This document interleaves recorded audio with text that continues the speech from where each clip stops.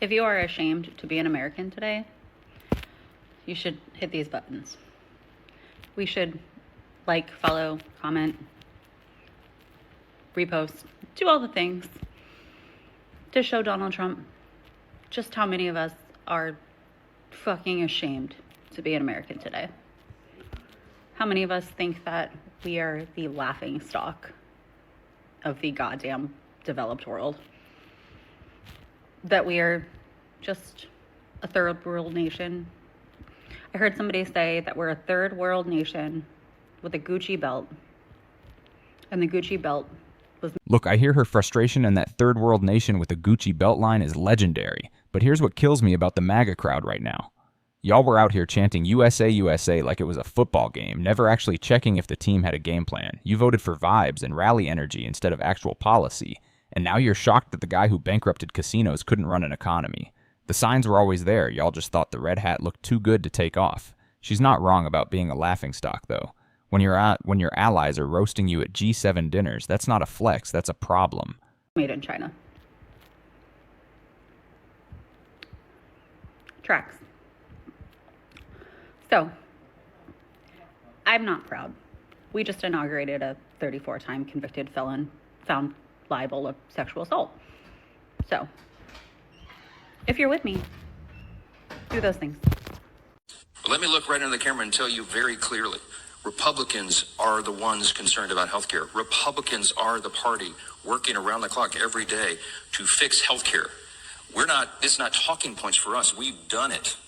Important to note, the Republican Party has not one time in the history of our country passed a piece of legislation to help healthcare in the United States. In addition, they spent years trying to destroy the Affordable Care Act, have not once done anything to try to improve it or fix the issues they have with it, over 70 times voted to eliminate it. In addition to that, it is the Republican Party who put the reporting of medical debt back on your credit report. Yeah, you see, the Democrats took that off because your ability to pay outrageous medical bills in this country is not an indicator of whether you are credit worthy. So they had that taken off. Republicans, one of the first thing they did, put that back. This man is laying out the receipts, and I need every MAGA bro to sit down and actually listen. You got Republicans screaming about healthcare for years, and this guy just pointed out they have never passed a single piece of legislation to help healthcare in this country. Not one time. Let that marinate. They tried to kill the Affordable Care Act over 70 times, but never once said, hey, here's our better plan. And then they put medical debt back on your credit report because their donors told them to. That's not America first, that's donors first, and you're just the sucker who showed up to the rally. MAGA bros out here defending billionaires who would literally step over them to get to a tax break. Back on. Do you know why? Because their donors asked them to. Farmers and workers in Iowa who once believed Trump's America First message are now watching their livelihoods collapse under the exact same policies that were supposed to protect them. Since siding with Obama twice, Iowa has become a stronghold for Donald Trump, yet perhaps no state has struggled more with his economic policies. During the first quarter of 2025, Iowa's GDP dropped by 6.1%. That's more than any other state aside from neighboring Nebraska. Manufacturing, which drives 17% of Iowa's economic output, has been hit with higher production costs in part because of steep tariffs on imports like aluminum and steel. Meatpacking plants, which help make Iowa the nation's leading pork producer, rely heavily on foreign-born workers, hundreds of thousands of whom saw their legal status stripped away by the president. Trump's war on renewable energy also threatens the wind industry that produces more than half of Iowa's electricity. Kirk Leeds, who is the chief executive of the Iowa Soybean Association, said, "This is as challenging as I've seen it. We've got uncertainties beyond compare." Additionally, Trump's massive bailout of Argentina has upset many Iowans, since China moved immediately after it was announced to lock up Argentine soybean exports to fill the gap from Beijing's boycott of American soy. One of the farmers, named Larry, asked, "Who are you subsidizing, our competitors or us?" This is what happens. Iowa voted for Trump twice, and now their GDP dropped 6.1%. That's not a dip, that's a nosedive. Their soybean farmers are literally watching China lock up Argentina's exports to replace American soy. And one of the farmers had to ask out loud, who are you subsidizing, our competitors or us, MAGA bros? I need you to understand something. Slogans don't pay the bills. America first sounds amazing on a bumper sticker, but when your actual policy is starting trade wars with no exit strategy, you're not putting America first, you're putting America in the emergency room. These farmers trusted this man with their livelihoods, and he treated their entire industry like a poker chip at one of his casinos. when political slogans replace actual economic policy. America First was supposed to protect farmers and manufacturers, but the numbers don't lie. Iowa's economy is tanking. Even Republicans are starting to become afraid of the Trump administration. Check this out. Hey, everybody. My name is Ryan Davenport. Quick recap. Former field director for the Republican Party of Texas, staffer for Dan Patrick on the Education Committee in the 83rd, two-time elected member of the Texas delegation of the National Convention. I joined you in Arlington when there were no maps on Monday, and now here 4 days later, and 268,000 square miles of Texas has been redistricted almost overnight. And I want to commend the very honest Republican members of this committee on their ability to redistrict 186 square miles of Texas per minute between Monday and Wednesday. I have to reiterate my opposition to this effort. Donald Trump is demanding additional congressional seats so he doesn't have to pay the natural consequences of his assault on free trade, free markets, democratic institutions, his departure from ethical leadership. You are positioned to be his enablers. Not only is he keeping minority voters from having fair representation, but he's systematically removing them, even saying he'd be open to deporting United States citizens, a natural... Now this is what I've been waiting for. A Republican with actual credentials standing up and calling this out. This man was a field director for the Republican Party of Texas. He's a two-time delegate to the National Convention. And he's up there saying, don't you see what is happening? They redistricted 268,000 square miles of Texas almost overnight. That's 186 square miles per minute. MAGA bros, y'all keep saying trust the process, but your own people are telling you the process is rigged from the inside. When a lifelong Republican is standing at a committee meeting calling you enablers, that's not a political disagreement. That's a man watching his own party eat itself alive and begging someone to notice before it's too late. Citizens, don't you see what is happening? Guys, we need your help over on the Substack. This channel has been taken down twice already, and it could get taken down again at any time. The link is in the bio. Also, check out our YouTube, which is growing quick. Fed Chairman Jerome Powell just dropped a bomb on Donald Trump's economy, and it is a nasty one, if I have to say so myself. A brutal warning.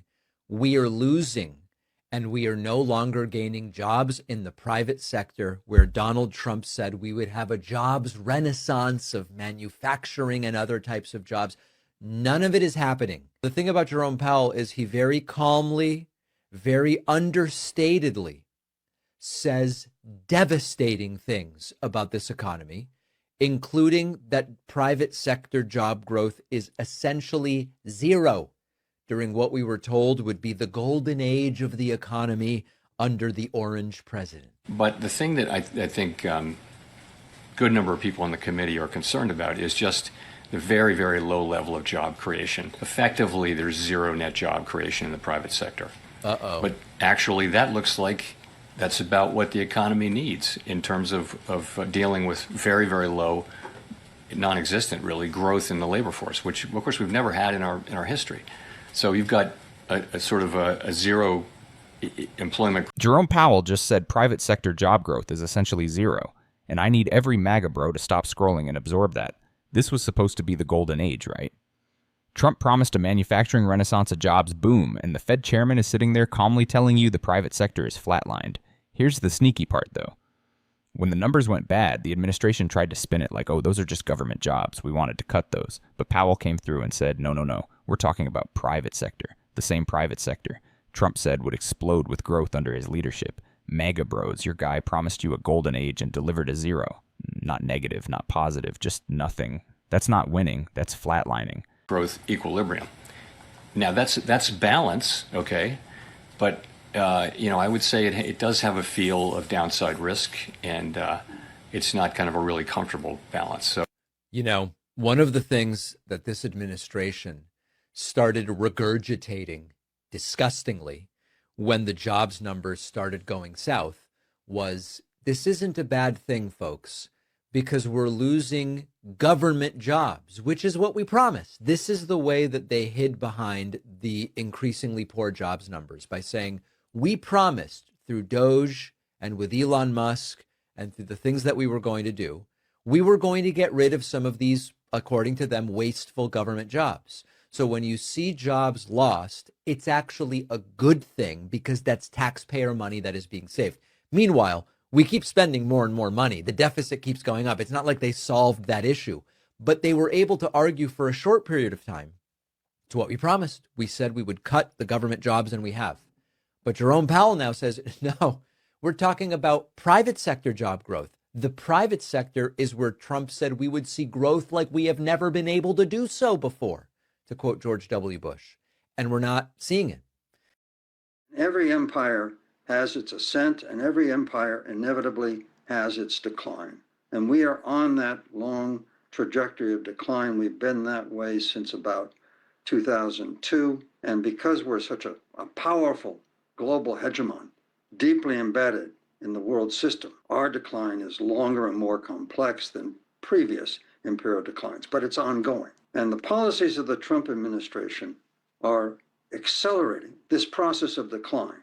The first thing the Trump administration has done is it has broken the iron laws of geopolitics that were critical for the U.S. victory during the Cold War and were critical for the U.S. dominance of the world system in the decades after the Cold War. And that's very simple this. For the past 1,000 years, every would-be global hegemon has had to contest for control over the vast Eurasian landmass.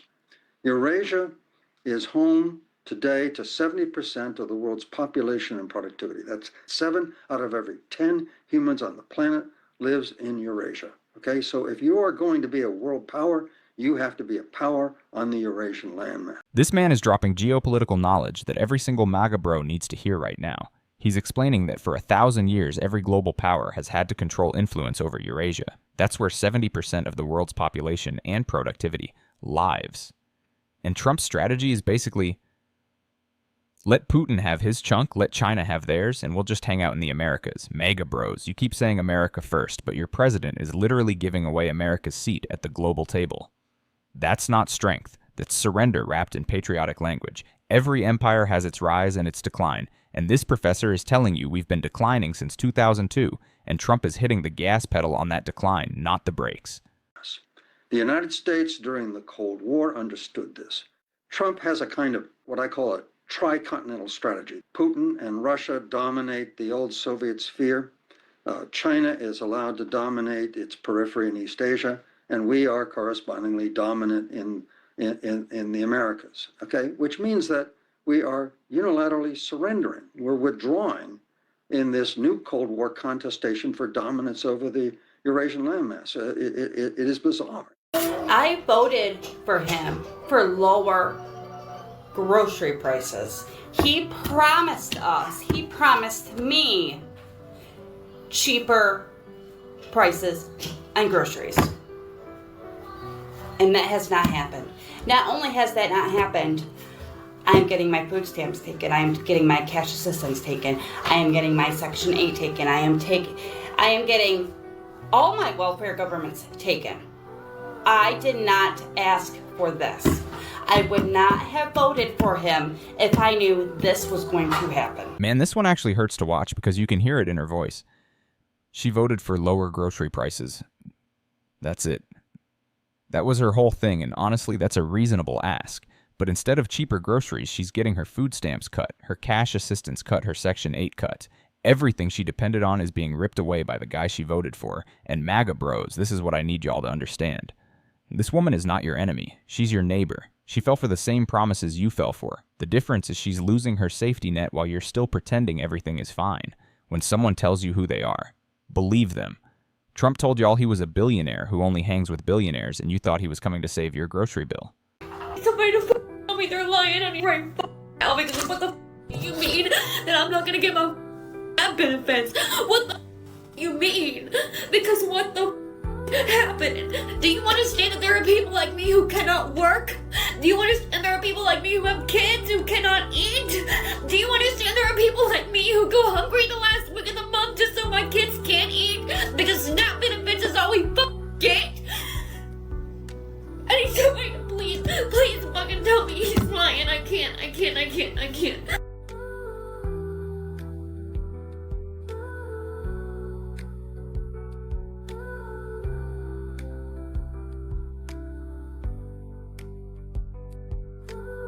Okay, why'd you vote for Donald Trump?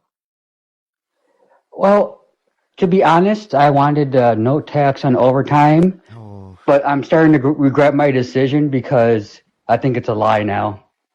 Yeah. Do you agree with that? Yeah. Do you honestly think that's going to happen? I don't. Yeah, so, yeah, that's my opinion about that. So, I don't know. I really don't know much about politics, but yeah, I just like to say I enjoy your show and I learn a lot from you. I appreciate you. I appreciate you. One thing I would say is like make sure someone has a reputable character. Donald Trump has like the least reputable character. I was pretty certain he was lying about that from the very beginning. It sounded like he was just giving off like he was literally like doing the Republican meme. You know, Republicans are always like Democrats want to give out free money. Like that's literally what Donald Trump was doing. Like they're literally just lying. He was like lying about giving out free money. Yeah, you're right. More Trump voters are publicly regretting their vote for Donald Trump as he continues to back out of campaign promises and instead focuses on his billionaire friends.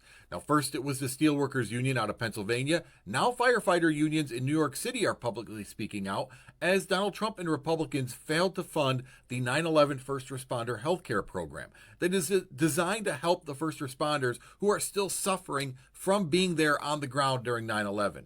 Now, you can say that Donald Trump had nothing to do with that, but understand Republicans took that out of the funding bill under direction from President-elect Trump and Elon Musk. Now, so far, Donald Trump has only focused on delivering for his billionaire buddies and nonsense such as Greenland, Canada, Mexico, Panama, all this stuff that he didn't talk about. Not once have you heard him talk about lowering gas prices, lowering grocery prices, your energy bill, etc. Steelworkers in Pennsylvania.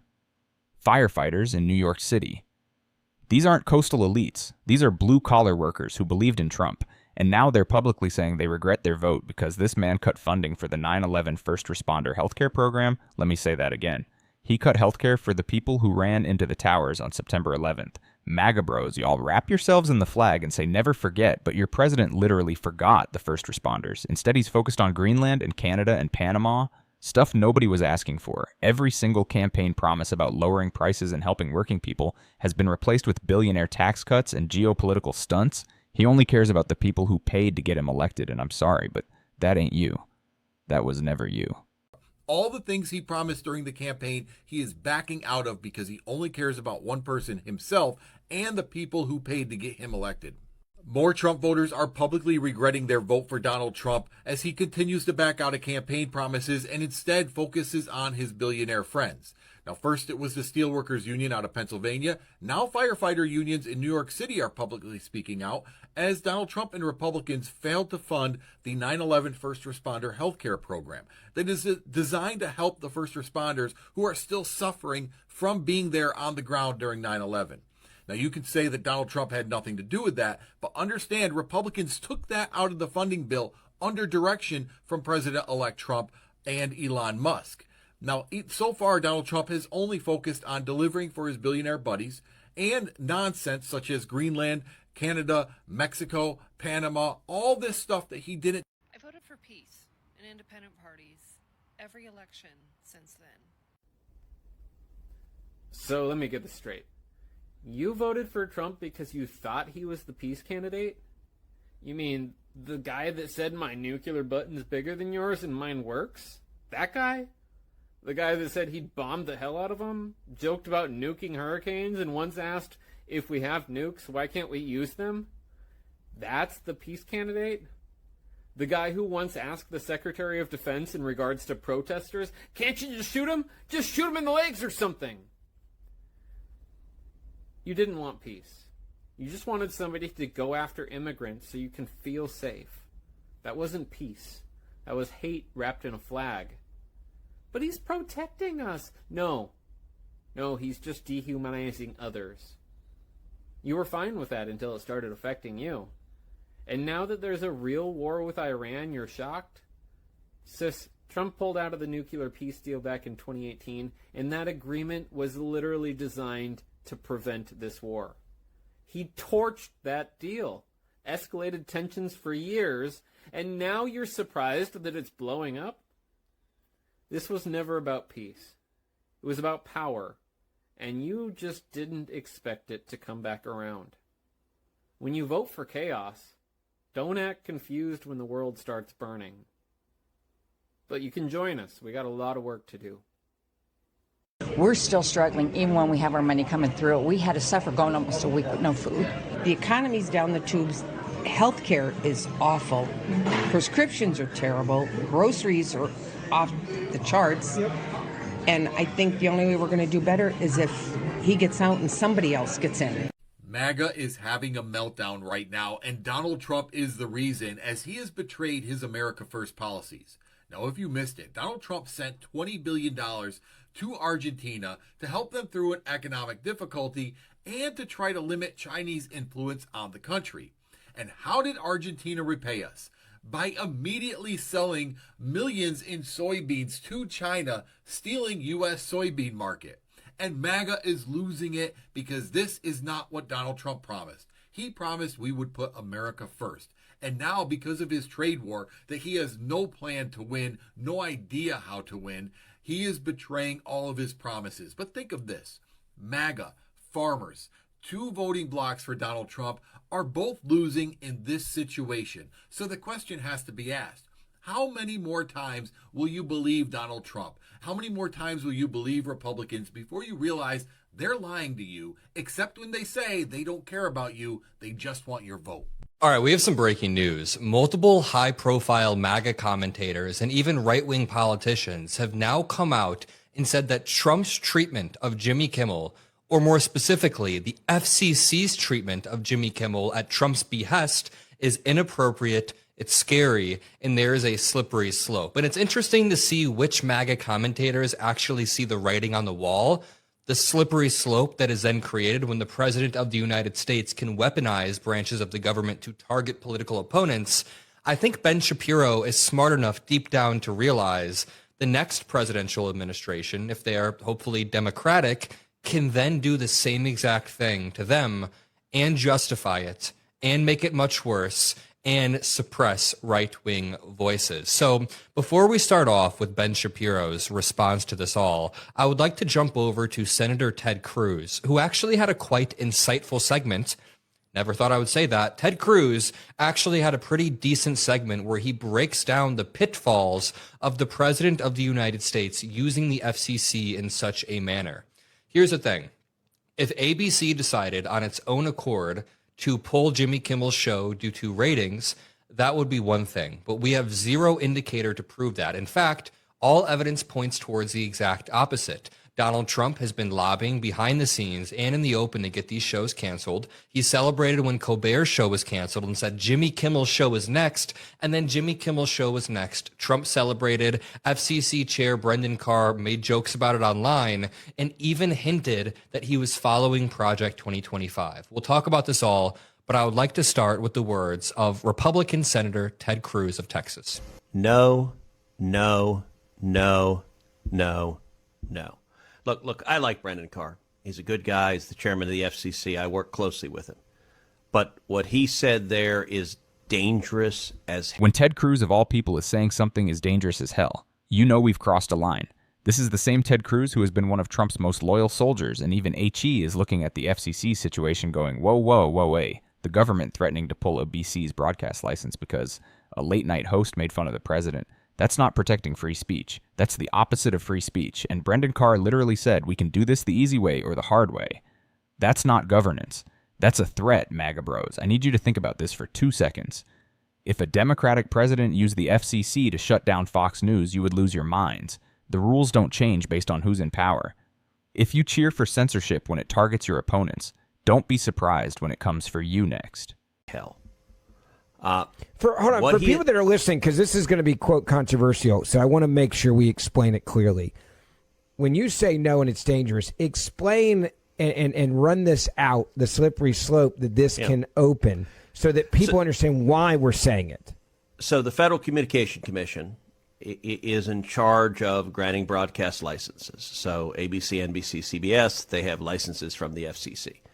It is true that under statute, they're required to be in the public interest. Yep. What he is saying is Jimmy Kimmel was lying. That's true. He was lying. And his lying to the American people is not in the public interest. And so he threatens explicitly, we're going to cancel ABC's license. We're going to take him off the air so ABC cannot broadcast anymore. And I got to say, he threatens it. He says, We can do this the easy way, or we can do this the hard way. Yeah. I've been a loyal supporter of the president for almost 20 years. This goes back to when I was 21 years old and I was Miss California at the Miss USA pageant. And I've known him. I consider him a dear friend. And I will tell you right now, I do not recognize our president. I think that we are an occupied nation. I think that a foreign country has occupied our government. And we are seeing now that this president of the United States of America is being influenced by a foreign government